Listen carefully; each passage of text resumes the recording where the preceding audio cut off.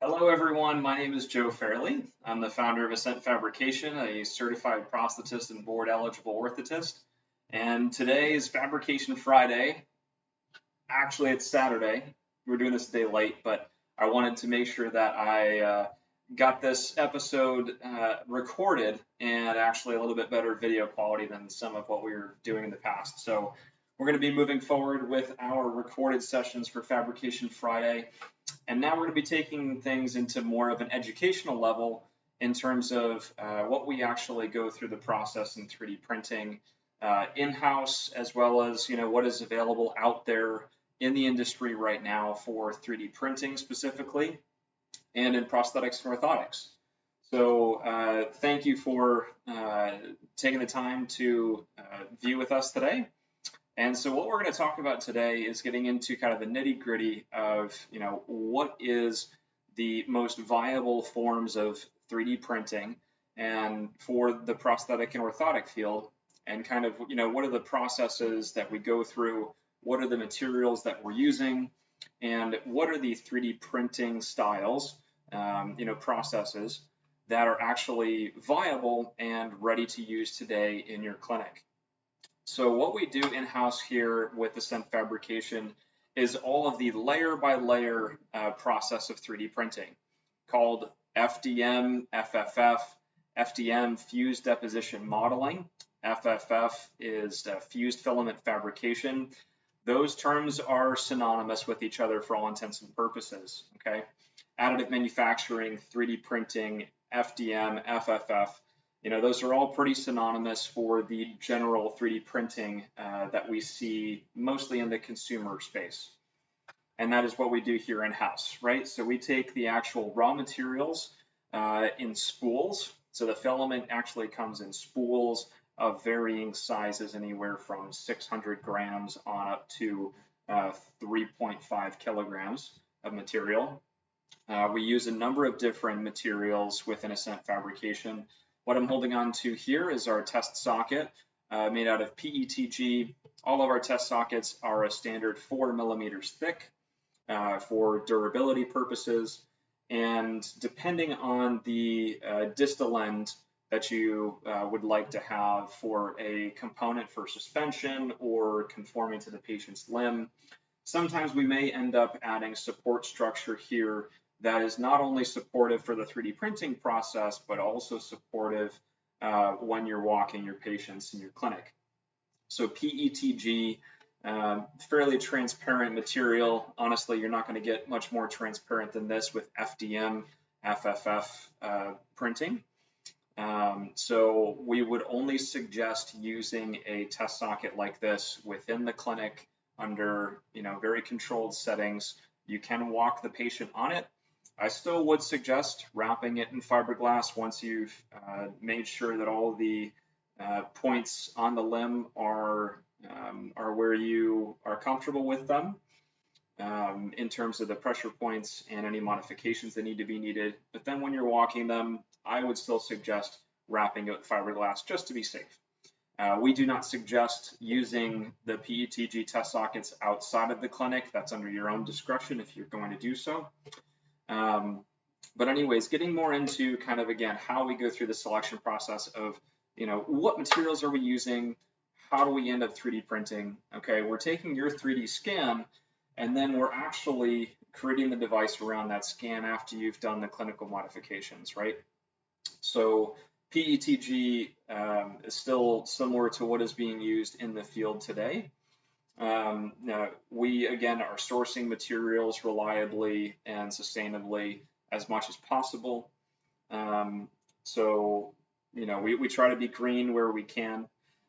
Some of our materials are recyclable, maybe biodegradable depending on what they are. So we try to take into account that in certain circumstances. But again, getting down to the nitty gritty of how we get into 3D printing something like this. So there's a number of things that we need to think about, in terms of the material. Different materials are going to print at different temperatures. What type of layer height do we actually want for this specific product? What is the coarseness of those layer lines going to feel like, and what is that friction going to feel like when the person is going into and out of the socket? We do take that into account a little bit. For our test sockets, we use a fairly thin layer height with really the fastest type of 3D printing available for something like this in what's called Vase mode 3D printing. Vase mode 3D printing is literally where you're going in one continuous path all the way up and creating more or less a cylindrical structure, okay? So because of that, we end up with a socket that is a cylinder all the way up, so the trim lines are not printed into the socket. We will end up trimming those trim lines out for you if you'd like, or we can send you the socket and you can do it yourself in-house. Okay, so again, things to think about when 3D printing something like this are, what material am I going to use? What nozzle size is it going to require? What temperature am I printing at? What bed temperature has to occur as well for the material to actually stick to the bed surface? So bed surface is another variable within our process. What different materials for the bed are we using? Are we using an additional surface depending on the level of adherence that we need for a specific material? For example, if we have something made out of our polypropylene material, here's an example for one of our covers through PP print. So this material here is slightly flexible. Polypropylene is notoriously somewhat difficult to 3D print and has some bed adhesion and warpage issues. So we need to use a different surface on that bed in order to actually have the polypropylene stick to that surface. So there's just one example of that. All right, now if we're printing all these different materials, again, for the level of accuracy that we're looking for layer height, we're looking for the nozzle size. According to the nozzle size and how quickly we can actually spit out the material through the extruder, we have to think about then the speed that the material is going through the extruder, the extrusion width, that percentage of how much material we're actually pushing out of that size nozzle. And then the overall kind of flow percentage, how fast are those motor gears spinning to push that material through the nozzle at a specific temperature to get our end result.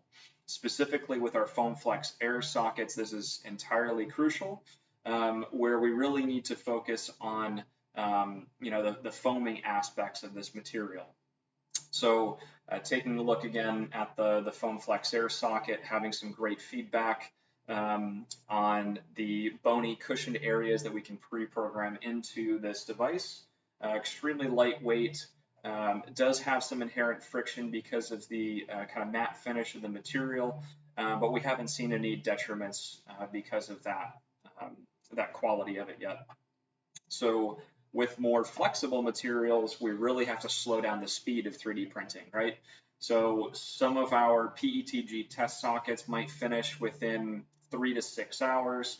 A socket about the same size in a more flexible material like our foam flex is going to end up being maybe about twice as long as that, about 6 to 12 hours, sometimes 24 hours, 27 hours, depending on the size of the print. If we have a much larger print, we're going to be obviously a lot longer in our printing process, right?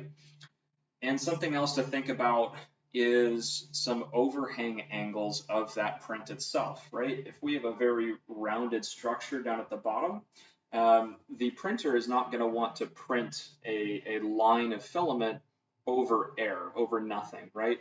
So that overhang angle, we actually have to introduce some support structure underneath that in order to have a nice, clean, rounded surface.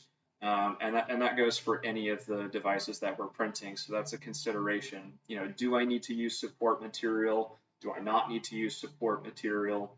Am I using two different materials for support? The printer right behind me here, the Raise 3D Pro 3 Plus, is equipped with a dual extrusion nozzle, so that means it has two extruders, right?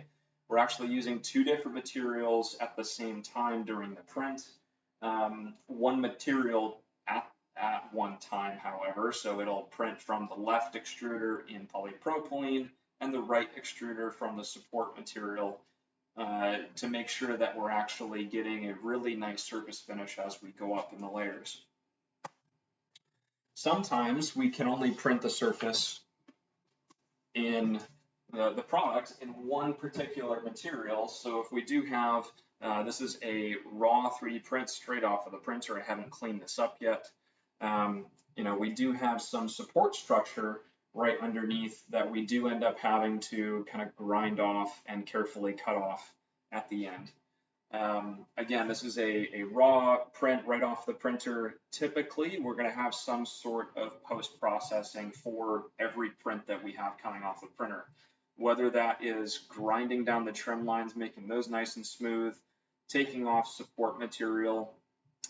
In some cases, depending on, again, the process of 3D printing we're using, we may actually have some smoothing process happen after the print.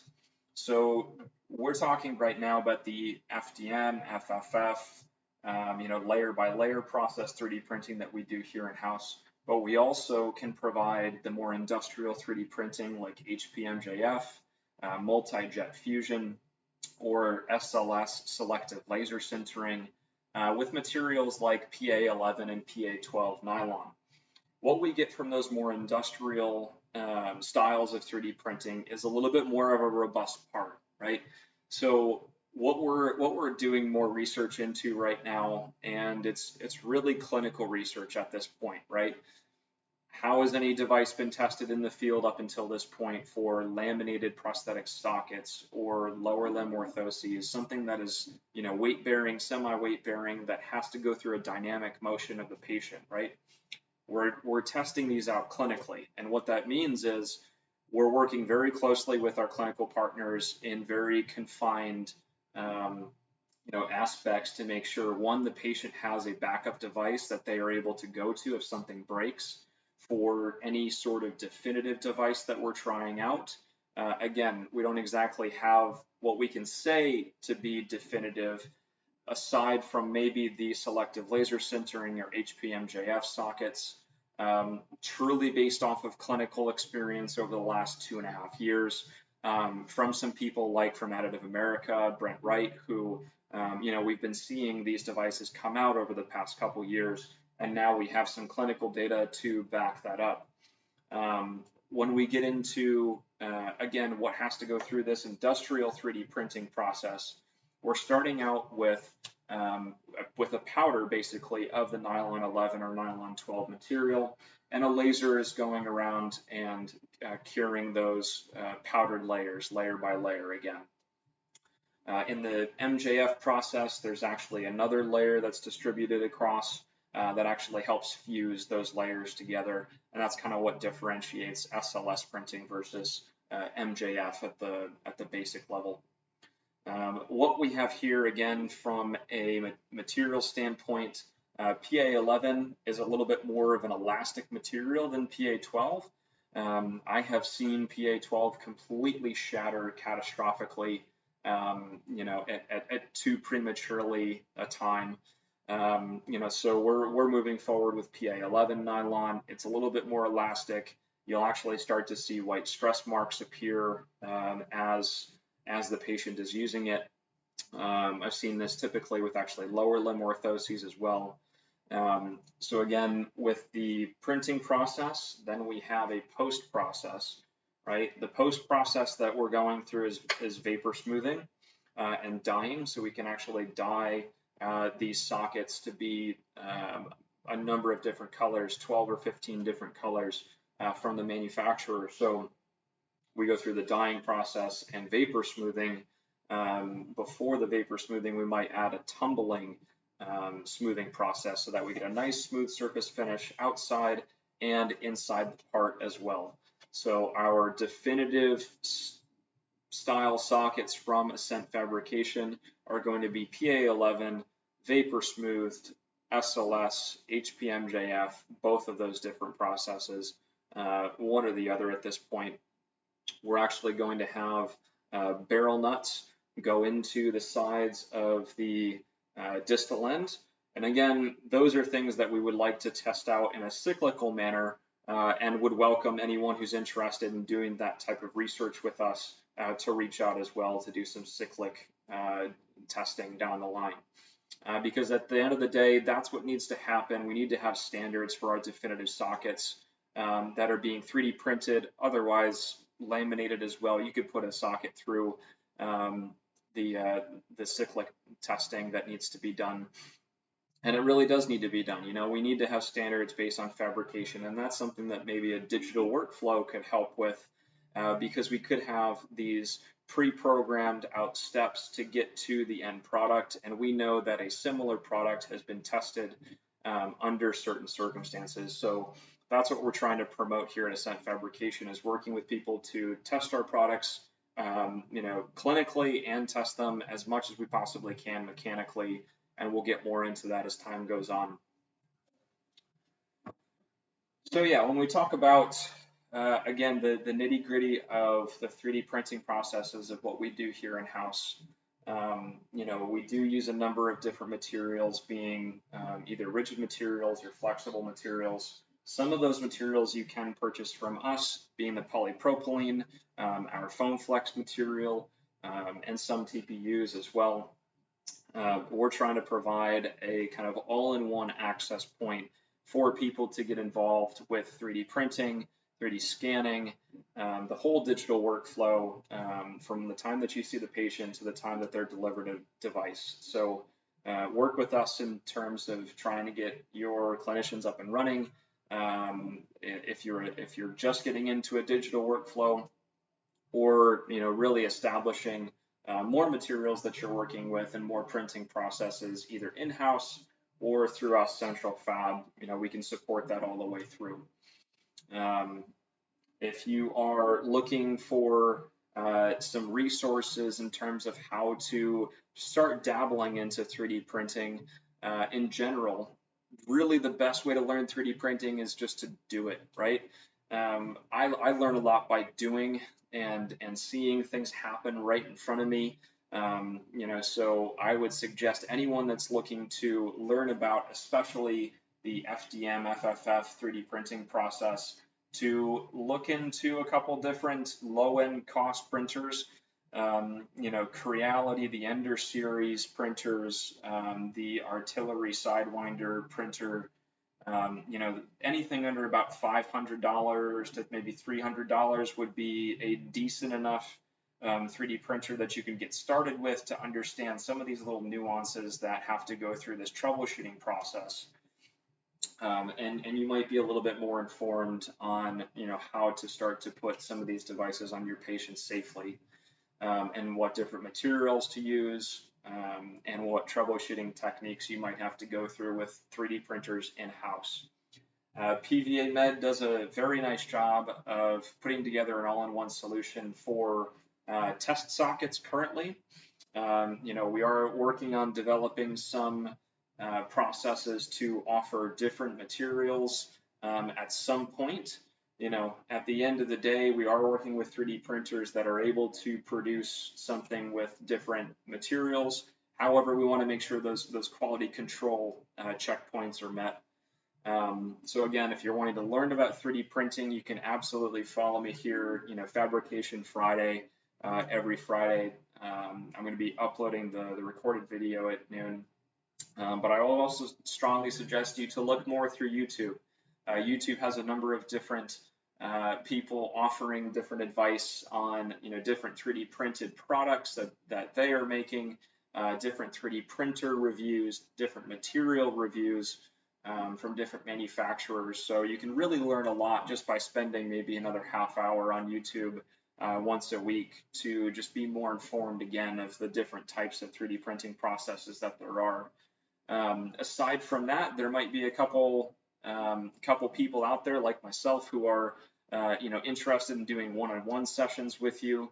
We can get into the more nitty-gritty, fine points of 3D printing if you're really wanting to further your knowledge in that. Looking also just online for different courses in 3D printing, depending on how in-depth you want to go.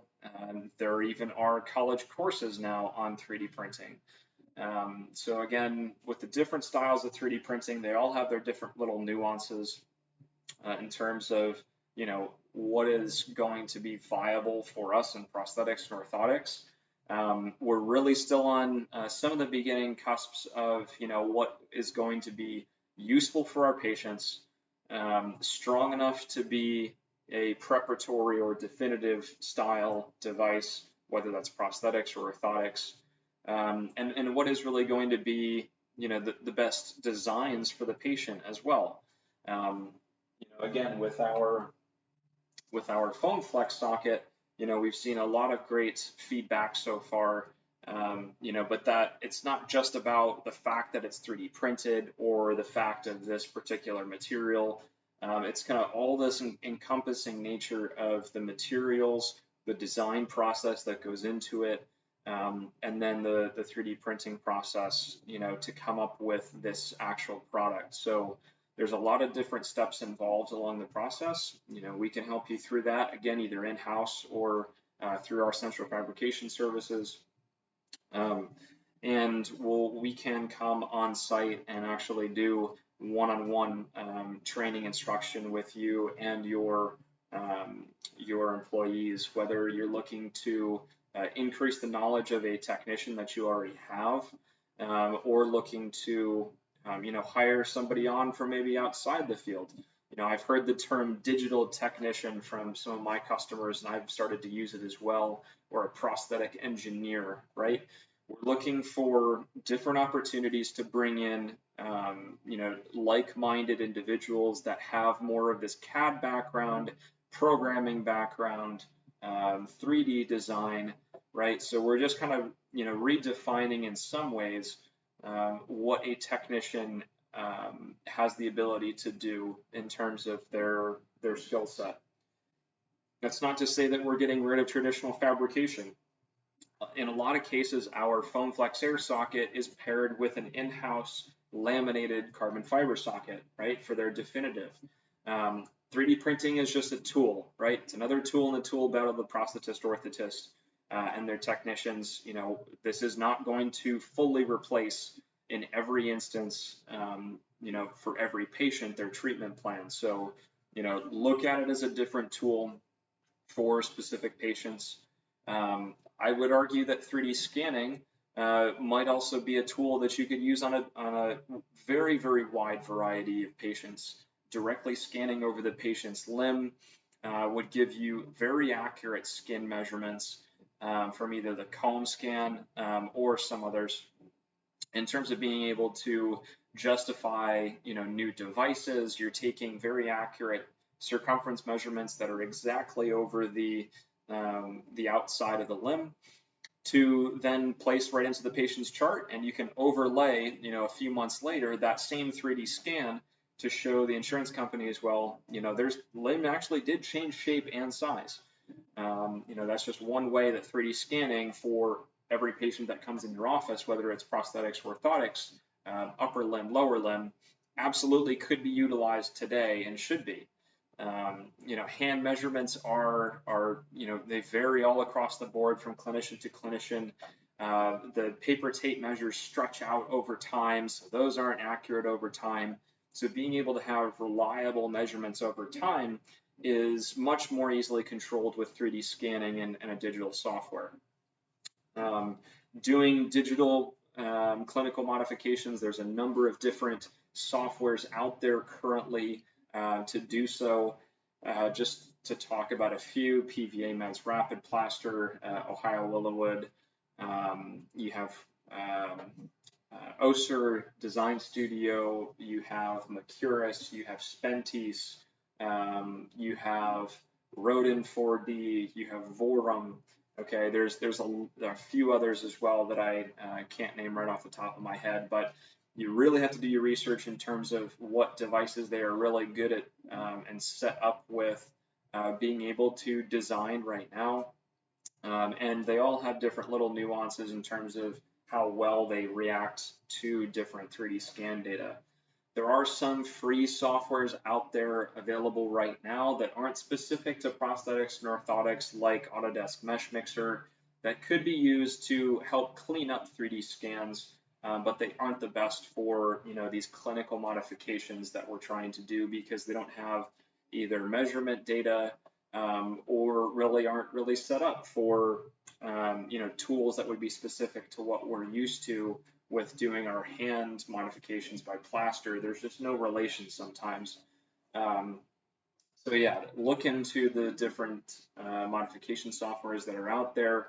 I'll be getting around to some of the different regional meetings and national meetings to provide more education around what exactly is available currently for the different aspects of 3D scanning, digital clinical modifications, 3D printing that you could have in-house with different 3D printers, and other industrial types of 3D printing that could be utilized for some patients in your clinic.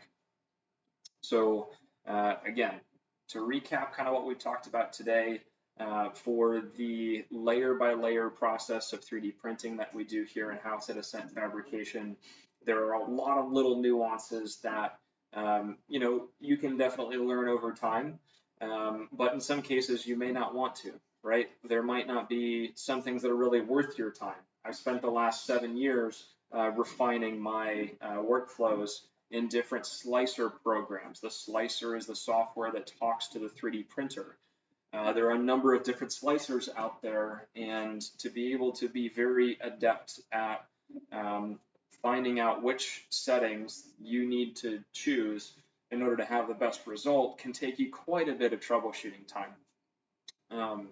So different slicer programs, and those all react in and respond in G-code, right? So G-code is just another coding language, just like you have, Python or C++ or Java. And you can really get into the weeds pretty quickly in terms of, what exact coding means what. I've been able to, manipulate the G code itself in some instances, writing G code so that I get exactly the right response that I want to when it's 3D printed. So a lot of different layers to the 3D printing process. I hope this has been a little bit more insightful in terms of kind of the thought process as we go on here at Ascent Fabrication. And in the next few weeks over the summer, we will get into a little bit more in depth in terms of what little aspects of 3D printing, nuggets of information we can help provide you for, learning about 3D printing itself. Mainly, we'll focus on the FDM, FFF process, the layer by layer.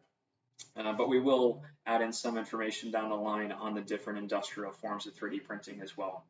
So I just want to say thank you everyone for taking the time watching this here today. Please reach out to us. We're on LinkedIn, Instagram, our website, ascentfab.com. Reach out to us over email or phone, and I'd be more than happy to, discuss anything that we talked about today. Happy Memorial Day weekend for everyone, and hope you have a great one.